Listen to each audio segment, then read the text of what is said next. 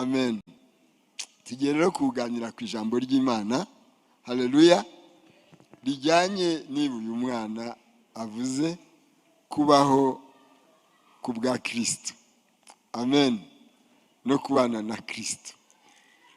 Kubana na Yesu. Numvise nyobowe kuvuga kuri Yesu. Just kuri Yesu. Nasomye inkuru iri muri Yohana, mu butumwa bwiza bwa Yohana, igice cya 5, duhereye ku murongo wa 1.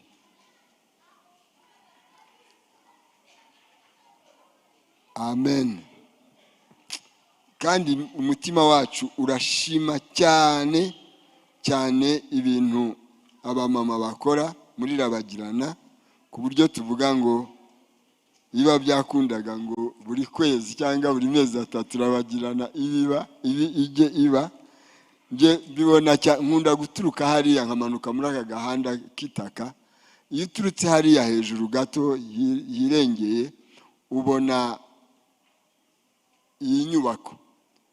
Hari ukuntu rero umuntu yaturukagayo kubera amabati asakaye hano amenshi nayavuye hepfo ikanana aho twasengeraga hariya mu kiyaya cyo Kimihurura. Urumva ayo mabati arashaje cyangwa yarashaje. Noneho waturuka hariya wabona iyo batima yose, iyi nyubako yose, ukabona cyenda kumera nk'ikidepo. Umva, ariko reka nkubwire, abamama muri iki gihe cya Rabagirana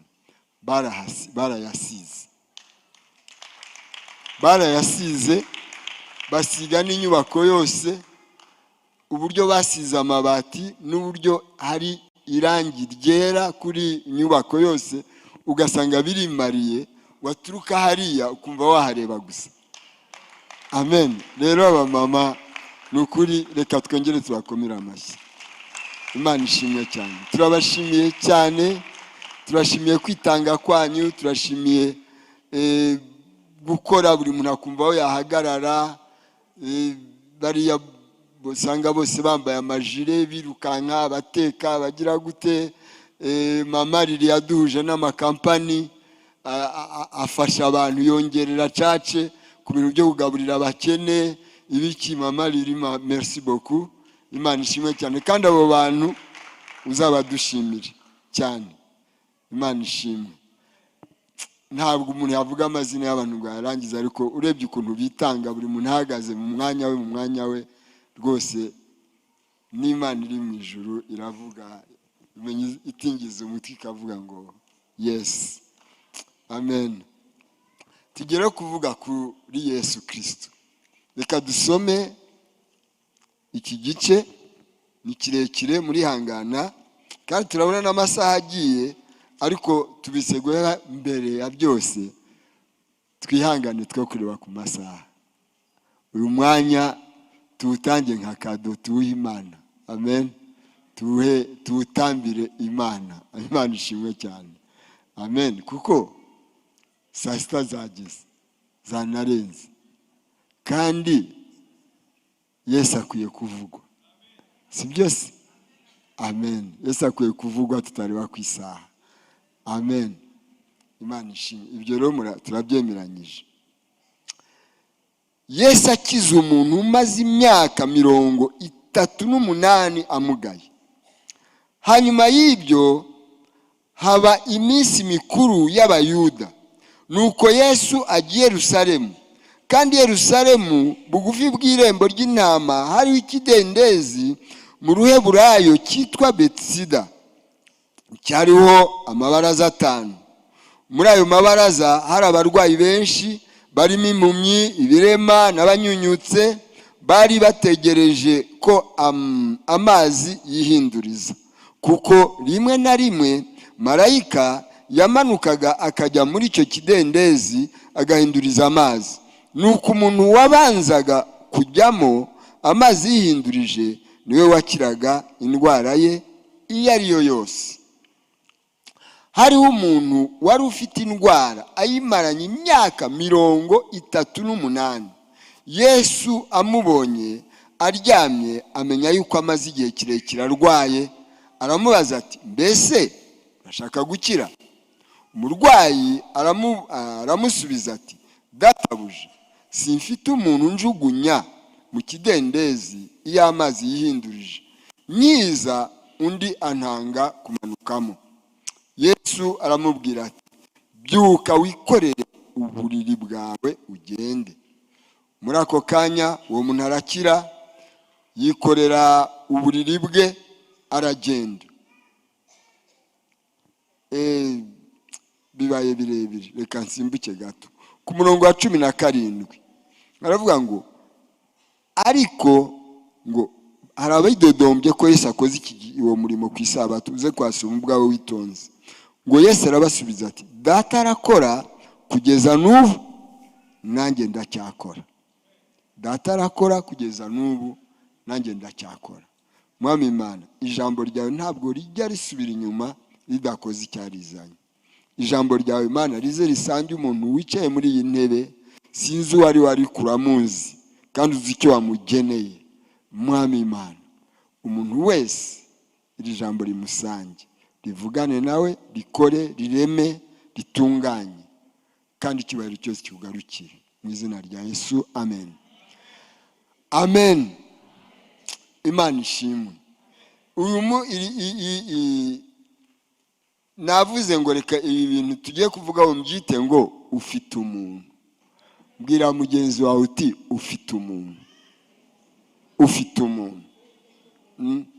Kuko dusomye ku murongo wa 7, uwo muntu wari ubabaye, wari urwaye, yabwiye Yesu ngo databuja, simfite umuntu, ariko wowe ufite umuntu. Imana ishimwe. Ufite umuntu. Wihe wowe ubwawe iyo picture uko ibintu ahantu hari hameze. Hari impumyi, hari ibirema, hari abanyunyutse, abo bose bategereje ko amazi yihinduriza. Mu yandi magambo, amazi yarihindukiriza, yari birinduraga, akanyeganyega, ibintu bigakoreka. Ariko naje kukubwira ngo nubwo amazi yanyeganyega, ukeneye umuntu. Imana ishimwe cyane. Ukeneye umuntu. Niyo amazi yakwihinduriza, hakenewe umuntu. Natwe ubwacu aha turi, nous pouvons nous identifier avec cette situation. We can identify ourselves to that situation. Urumva? Usanga aha turi, cyangwa aho dutuye, cyangwa muri ubuzima turimo muri iyi si. Haleluya. Hari umuntu kanaka wabuze akazi, ariko wamuganiriza akakubwira ngo iyo ngira umuntu. Hari wabuze ishuri, akavuga ngo iyo ngira umuntu byari gutungana. Hari umuntu wabuze igishoro, wifuza gucuruza, akavuga ngo iyo ngira umuntu. Mu Banyarwanda basigaye bavuga ngo guhuhiramo. Iyo ngira umuntu umuhiramo gake, ubu nanjye mba ncuruza. Urumva? Iyo ngira umuntu tuziranye, aba yaramvuganiye aha n'aha n'aha, mba narabonye visa, naragiye muri Amerika. Iyo ngira umuntu, haleluya, iyo ngira umuntu, maze igihe narabuze umwana nshakisha, aba yaranjyanye kumvuza, cyangwa wenda akanjyana mu Buhinde aho bavura neza, nanjye ngasama. Iyo ngira umuntu. Rimwe na rimwe rero niyo ibisubizo bibonetse, iyo tuganira hagati yacu, usanga nabyo bishingiye ku muntu. Wabona umuntu yabonye promotion mu kazi, ngo sikanaka se. Urumva? Umuntu wakumva yagiye muri Amerika, yabonye visa, yabishakaga cyane, ngo sikanaka wamusabiye se. Umuntu ikintu cyose yaba yageraho ukabijyanirana n'umuntu. Ariko suriya muntu ko yujuje inzu, usiko yubatse neza kandi yujuje vuba, ntafite anko se ukora muri banki, se wamuhesheje Ron. Urumva rero mu bintu byose hari umuntu, ariko naje kuvuga ngo ufite umuntu, ufite umuntu. Haleluya. Ufite umuntu, ufite umuntu. Umuntu agabaho, bakobwa bamwe na bamwe baganira cyangwa bo mu mafamiye tuzi iki, ukabona amaze igihe ntabwo yimariye, yabuze umugabo, ukabona udaciyeho ngo si kanaka wamuhuje na kanaka, si none bakaba bakoze mariage. Umuntu arakenewe, ariko noneho naje kukubwira ngo kuri wowe nanjye ufite umuntu, kandi umuntu ubikora, uwo muntu uhari, uwo muntu arahari, uwo muntu ni Yesu. Haleluya. Uwo muntu ni Yesu. Haleluya. Imana ishimwe cyane. Navuze ngo uwo muntu ni Yesu. Natwe hari uwo duhora dutegereje kimwe n'icyo kirema, ariko ngo ufite inkuru nziza. Hari umuntu Imana yaguhaye, hari umuntu Imana yaguhaye, hari umuntu Imana yakurebeye, hari umuntu Imana yagutekerejeho kuva kera, iravuga iti ndaguhuza nawe bizakoreka. Uwo muntu ni Yesu. Kuri Yesu birakoreka. Haleluya. Ngo ufite inkuru nziza. Uwo muntu ni Yesu, kimwe n'icyo kirema. Haleluya. Uwo muntu wari urwaye, Imana ishimwe cyane, yari amaze igihe kinini ngo imyaka 38 yarabuze uryo yahavuye ari uko abonye umuntu. Yageze aho ntiyamenya ko n'umuntu ahari, ahubwo akabwira uwo muntu kandi ari we muntu ngo nabuze umuntu, kandi umuntu ahagaze, umuntu ahagaze iruhande rwawe, umuntu ntari kure yawe, sinzi ibyo uruhu urwana nabyo, ariko ufite umuntu.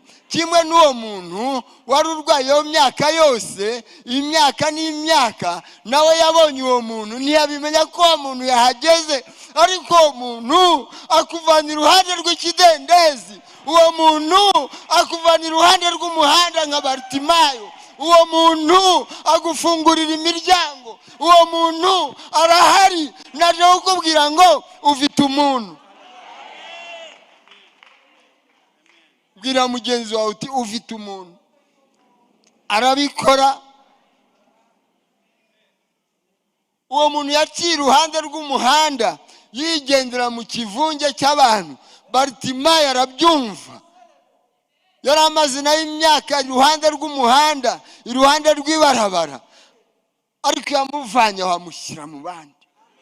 Uwo muntu yakuvanaho bagutaye, uwo muntu yakuvanaho watakaye, uwo muntu yakuvanaho amateka yagushyize akagusubiza mu buzima, akagusubiza ahantu. Ufite umuntu. Uwo muntu si uwundi, ni Yesu. Haleluya. Ni Yesu. Numere nk'uriya mugabo, Imana ishimwe cyane. Numere nk'uwo mugabo babajije ngo ushaka gukira, ngo yego ariko nabuze umuntu. Kandi ahari, my dear. Bariza mugenzi ushaka gukira, ushaka gusobanukirwa, ushaka kugira umuryango mwiza, ushaka gukira iyo ndwara, ushaka kuva muri iryo deni, ushaka kugira urugo rwiza, ushaka kugira umufiance, ushaka kurangiza ayo mashuri, ushaka ayo burse, reka nkubwire, haleluya, haleluya, ufite umuntu ukora ibyo byose, ufite umuntu ubikora, ufite umuntu ubishyira ku musitari, ufite umuntu ubitunganya. Ndahuje kukubwira ngo ufite umuntu.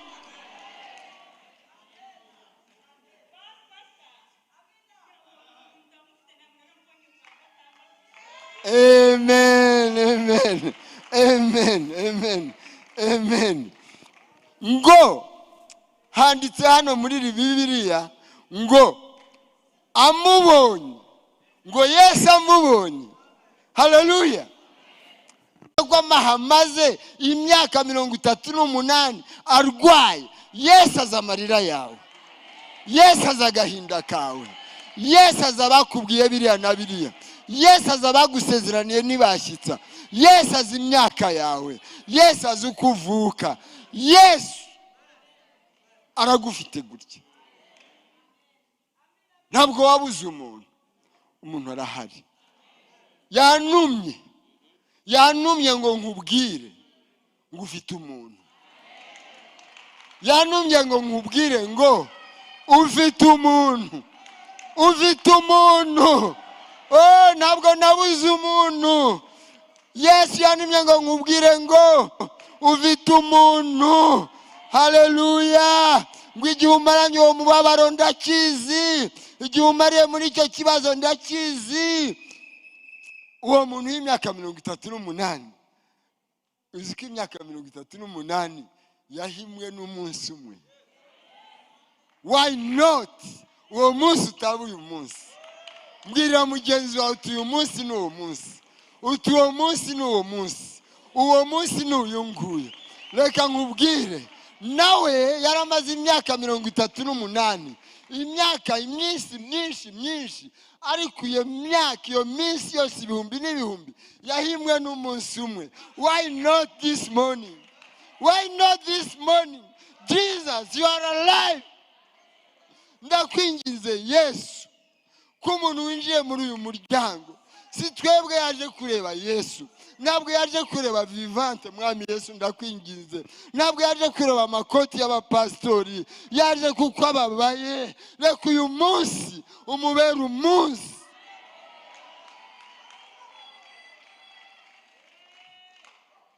Yesu ndakwinginze kubwuriya mu mama wicaye hano, ndakwinginze kubwuriya musore, ndakwinginze kubwuriya mukobwa. Mwami Yesu, reka uyu munsi nk'uko hashize imyaka 38 igahimwa n'umunsi umwe, uyu ni umunsi w'imiyindi. Oh, uyu ni umunsi w'imiyindi. Oh, uyu ni umunsi w'imiyindi. Uyu ni umunsi w'imiyindi. Oh, Pastor Emile, witegure gukora ministry. Oh, harabasanda keraya bosaka. Hari umunsi. Why not today? Why not today? Kubera iki uwo munsi utaba uyu munsi? Ufite umuntu, ufite umuntu uruhura. Yesu, la Bible dit, Bibiliya iravuga ngo muri Yohana igice cya 10 ngo Satani yaje kwica no kurimbura, ngo ariko ngewe Yesu naje gutanga ubuzima kandi ubuzima bwuzuye. Ngewe Yesu naje gutanga ubuzima kandi ubuzima bwuzuye. Umunsi umwe Yesu bamuhaye igitabo ngo asome, atanga programme d'action. Aravuga ngo amavuta y'umwami Imana ari kuri ngewe, ngo narasizwe kugira ngo mbwirize abantu ubutumwa bwiza, kugira ngo mbwire abarushye ko baruhuka, kugira ngo mbwire abantu umwami umwaka w'imbabazi, umwaka wo kwemererwamo, ngo ibisenzegeri biruhuke, ngo imbohe zibohoke, ngo na bose ayo mavuta. That very Jesus, uwo Yesu, uwo mwami Yesu, uwo Yesu aracyabikora. Ngo data aracyakora kandi nanjye ndakora. Haleluya, haleluya. Ngo uhura n'umuntu akakuganiriza, akarangiza abwira ngo nabuze connection, cyangwa nawe ukavuga ngo ariko nta connection mfite, kugira ngo kare akazi kaboneke nta connection, kugira ujye Dubai nta connection, kugira. Reka nkubwire, Jésus est le plus grand connecteur. Yesu niwe connecteur wa mbere. Yesu niwe connecteur wa mbere. Yesu niwe connecteur wa mbere. Ndakubwira ibyo nzi nabonye. Twabaga mu gihugu hari hanze cy'amahanga kitari kure yaha, turi abantu baraho b'abarimu baryish ingwa ibiki gutyo, maze gukizwa nakiriye gusa Yesu umwami n'umukiza, nta cyumweru kirashira mpura n'umuntu twiganye kera tutanabonanaga, ariko we ari kavukire waho, ari mu bantu baramugize umuyobozi nyine ko ari mu gihugu cye. Duhuye, Strato bite urawe, ese bahani Bujumbura, ese ukora iki? Ndavuga ngiye ndi umwarimu, ndi umuprofeseri hana. Arambwira ngo uracyarya ingwa,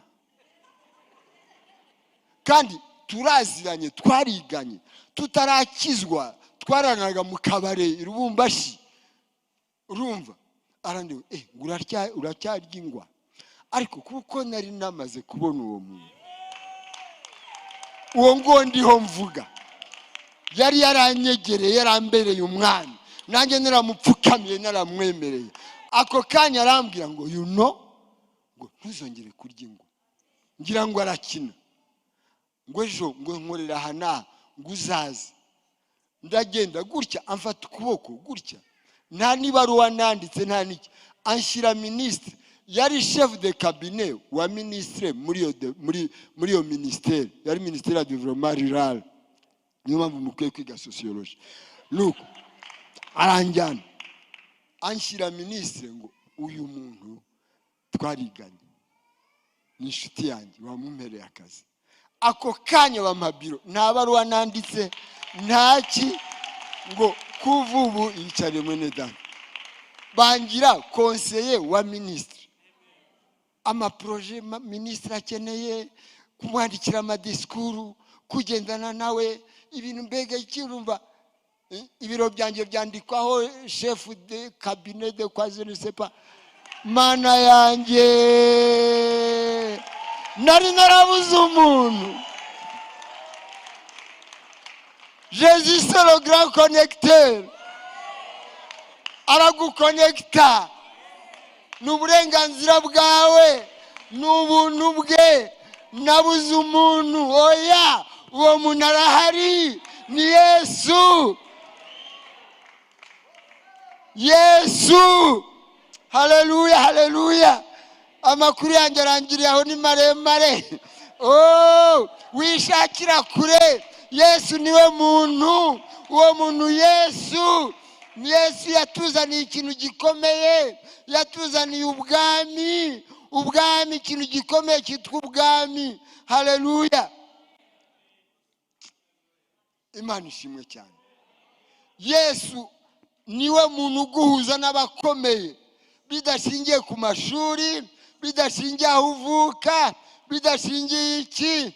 Haleluya. Nuba ariho arakubwira ngo ninjye muntu, reka kuvuga ngo wabuze umuntu. Yesu arabwira ngo ninjye muntu, reka kuvuga ngo wabuze umuntu, ninjye muntu. Imana ishimwe cyane. Icyiza cy'uwo mugabo ntashingira ku mashuri, ntashingira ku byo wambaye, ntashingira kuki, upfa gucakirana nawe gusa, kandi ukamenya ko ari we muntu. Imana ishimwe cyane.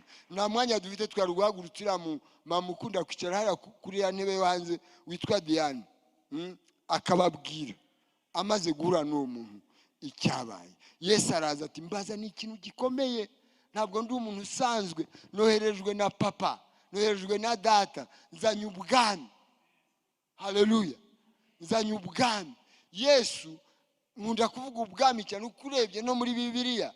Yesu ngo usome muri Matayo 4:43, ngo yagendaga abwiriza, ngo yigisha, ngo inkuru nziza y'ubwami bw'Imana, ngo hanyuma agakiza indwara, akagenda ari bisubizo hirya no hino. Ntabwo yigeze yigishaho, ntabwo yigeze yigisha iby'agakiza, yavugaga iby'ubwami. Ngo inkuru nziza y'ubwami bw'Imana, ngo yarangiza agakiza indwara, akagira ate. Uwo muntu aratangaje, uwo muntu. Haleluya, haleluya, haleluya. Imana ishimwe cyane. Yesu yarebye abantu, asanga barimo kwiganyira, arababwira ati umva rero mureke kwiganyira, ntimwiganyire, ahubwo mbere na mbere mushake ubwami bw'Imana, ibindi bizabashaka. Amazu azabashaka, amadiplome azabashaka, ingo zizabashaka. Nimushaka ubwami bw'Imana muzajya mucaha nabo bibari inyuma bibashakisha, nabyo bibashakisha. Yesu nawe avuga ibye ngo abirangize, ariko uyu munsi reka ariyo jambo twavuzeho ubushize, tuvuga ngo haleluya, ngo ibya kera ntubyibuke, ngo ibyashizeho kubyitaho, ngiye gukora ikintu gishya. Pastor Miro yarasomye aravuga ngo nagikoze cyabaye. Imana ishimwe cyane. Haleluya, haleluya, haleluya. Uwo muntu wari warabuze ni Yesu, kuko n'uwo mugabo wari ku kidendezi Yesu yari ahari ariko atazi ko ari Yesu. Yagumye avuga ngo nabuze umuntu, Yesu amuri iruhande. Nawe uravuga ngo wabuze umuntu, Yesu akuri iruhande. Yesu ntari kure yawe. N'umugabo ugira neza, n'umugabo mwiza. Imana ishimwe cyane. Imana ishimwe. Umuntu twahagurutse hano wese yavuga ati nabonye uwo muntu yankoreye gutya na gutya, naje kukubwira ngo ufite inkuru zambwira ngo ufite umuntu. Jésus c'est une personne. Yesu ni umuntu. Nutegereze ko amazi yihinduriza, oya, comekana nawe, biratangira byikore, à gauche à droite. Imana ni Imana nziza, ni Imana y'ubuntu. He is a benevolent God. Ni Imana itangira ubuntu gutyo. Ni Imana yaremye isi n'ijuru, ariko ibirema ifite mu mutima umuntu ko ari ibiremera. Irema izuba, itekereza umuntu ukuntu azajya amera n'izuba kuko arikeneye. Imana irema ukwezi, buzajya bwira rimwe nijoro bikina biki bigorane, uyu muntu ngiye kurema azarikenera. Irema ibimera, uyu muntu azakenera kurya, reka mbimuremere. Rero God had you on his mind atarakora icyo ari cyo cyose. Imana yari gufite mu bitekerezo byayo utaraza no muri iyi si. Irakuzi. Haleluya, irakuzi. Mzee wangu, unaweza ukanisaidia kumsema huo mtu? Ufite umuntu. Uyu mugabo ababwiye ibye, haleluya, haleluya, yari igeragerezaga. Mu mpindi microphone, ni urashaka kuza ntubishaka?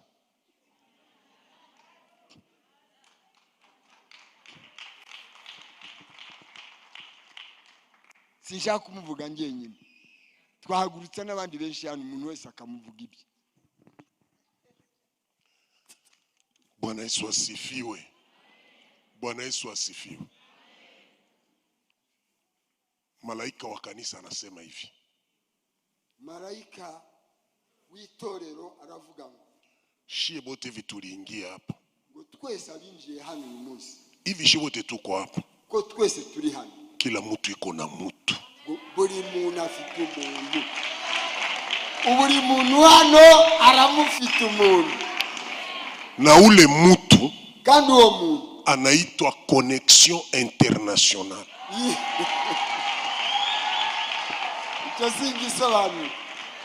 Ule mtu anaitwa réseau international.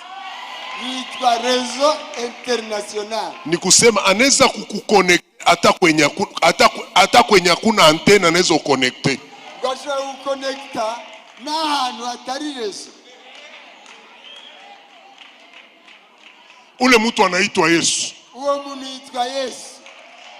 Iko passe partout. Uwo muntu ni hose. Ni fungulo ya milango yote. Nurufunguzo rw'imiryango yose. Ni kusema malaika alikia kutuambia hivi. Nukuvuga ukuvuga ngo marayika yaje kubabwira uyu munsi ile mulango yenye uko na sukuma ngo wa muryango uriho urwana nawe muri iyi minsi, ambia Yesu aisukume. bwira Yesu awusukume. Malaika anatuambia hivi, Malaika yavuze ngo ile makoneksio kona tafutisha ya makoneksio zirushakisha n'ubucuti, mwambia chef wa koneksio ataitafuta.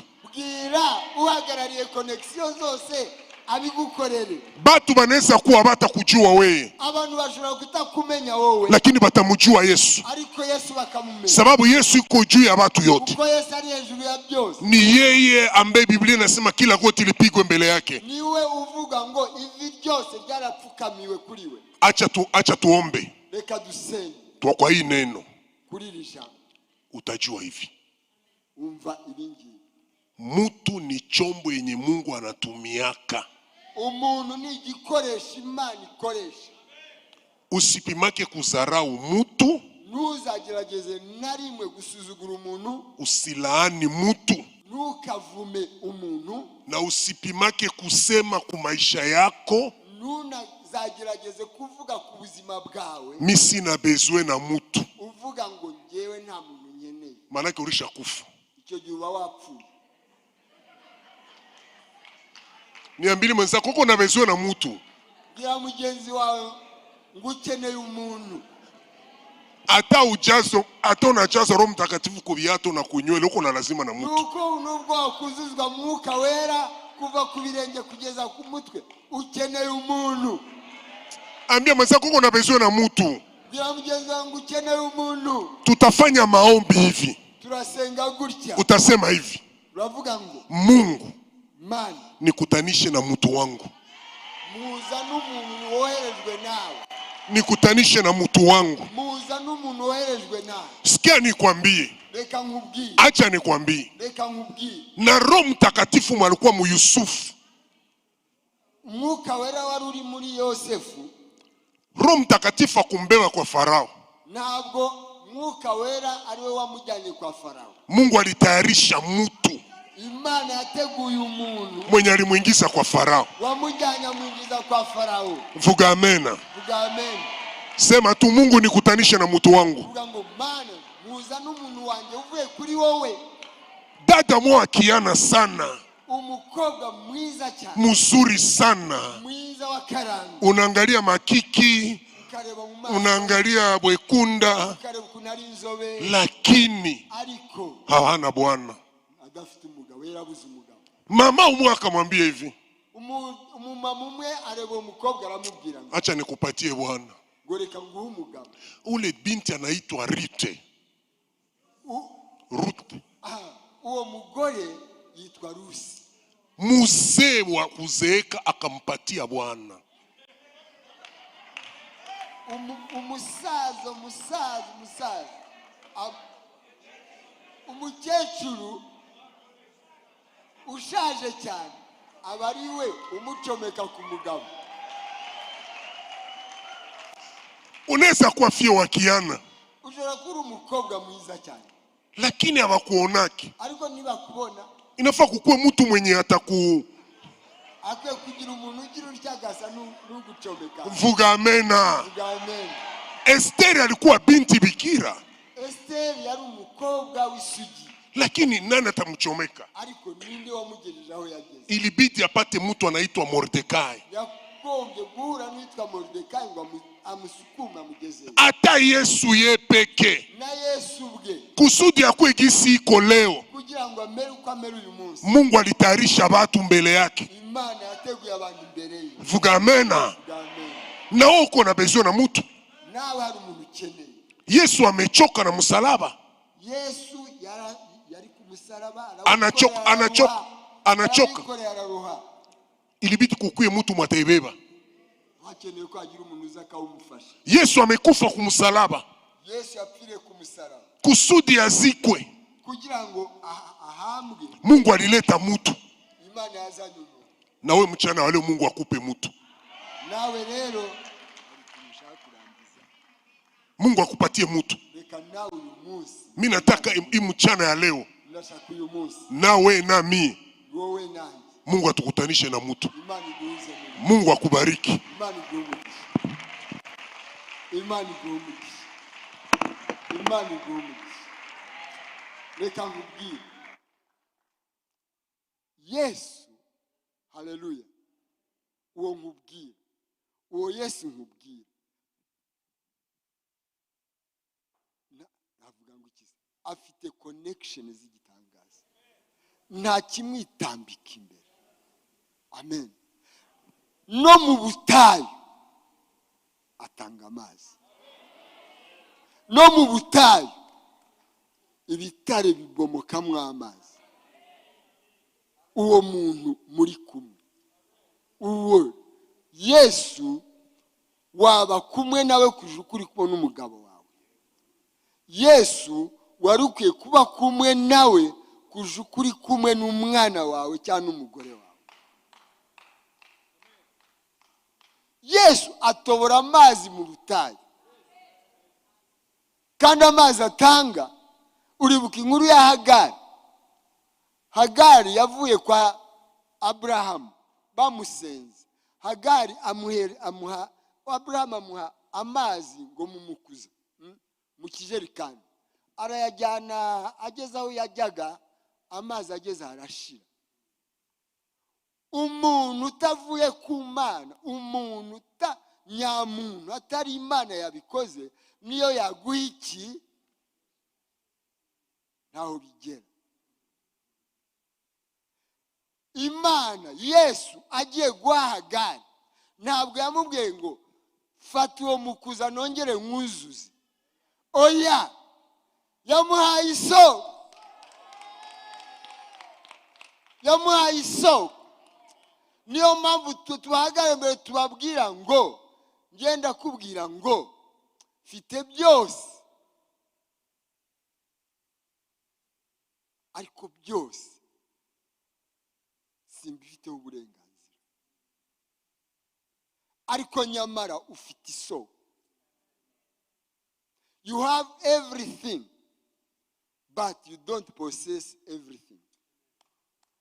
Ariko you have, ufite byose, ufite byose. Ariko iyo wacomekanye n'uwo mugabo, niwe ubiposeda, niwe nyirabyo. Ufite byose ariko ntabwo uri nyirabyo. Ubwo ni ubuzima ugomba gusobanukirwa. Imana ishimwe cyane, Imana ishimwe cyane. Ufite umuntu witwa Yesu. Haleluya. Na Imana, haleluya, navuze akantu ngo God is a benevolent God, ngo ni Imana y'ubuntu, ni Imana y'urukundo, niyo kamere yayo.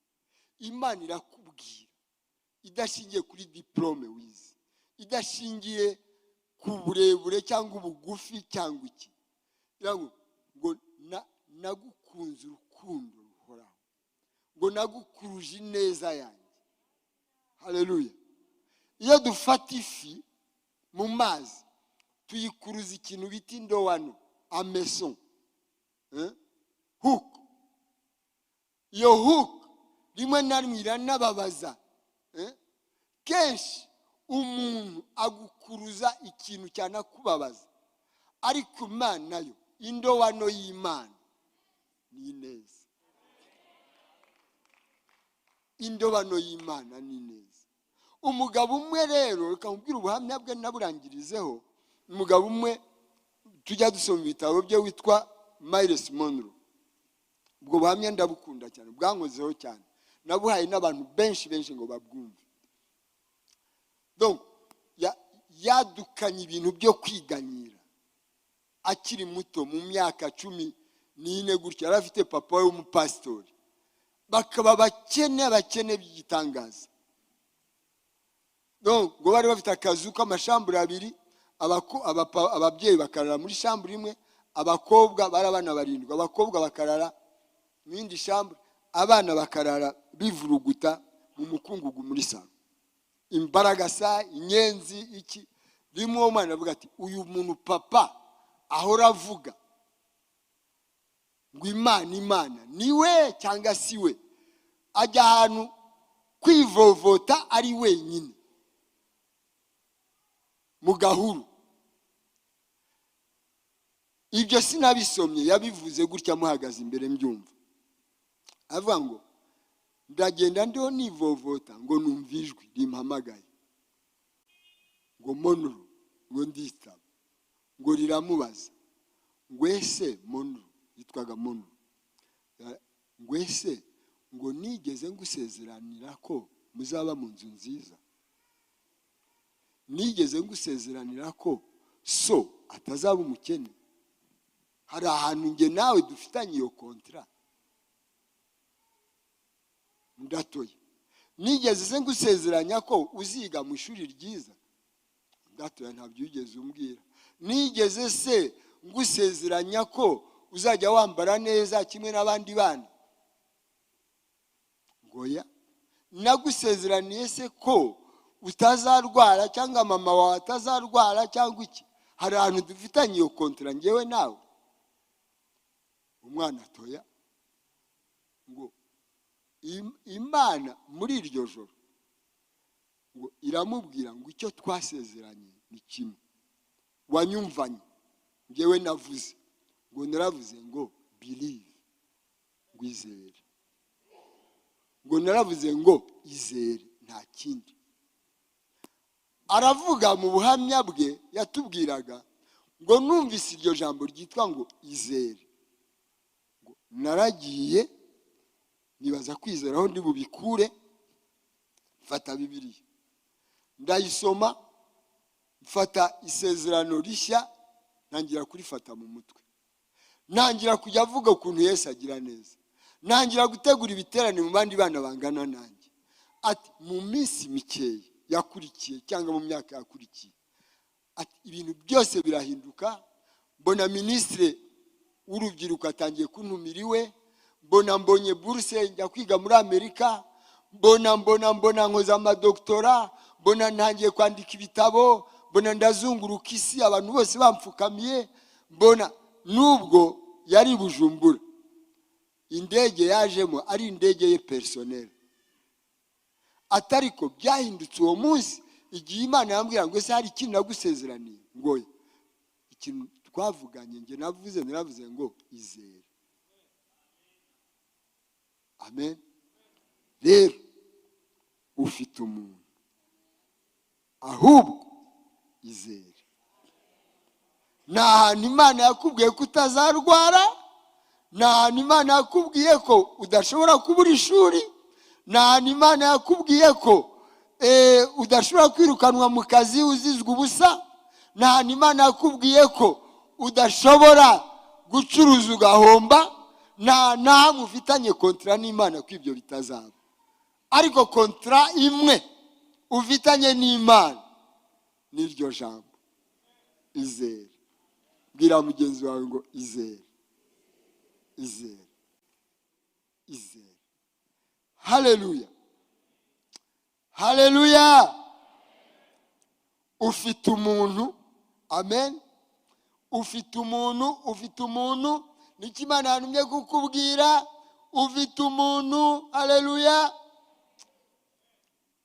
Ufite umuntu, ibyakera ntubyibuke, ibyashizeho kubyitaho. Ngiye gukora ikintu gishya ngo kandi cyatangiye kuba. Imana ishimwe cyane. Umuntu arahari, uwo muntu si uwundi ni Yesu.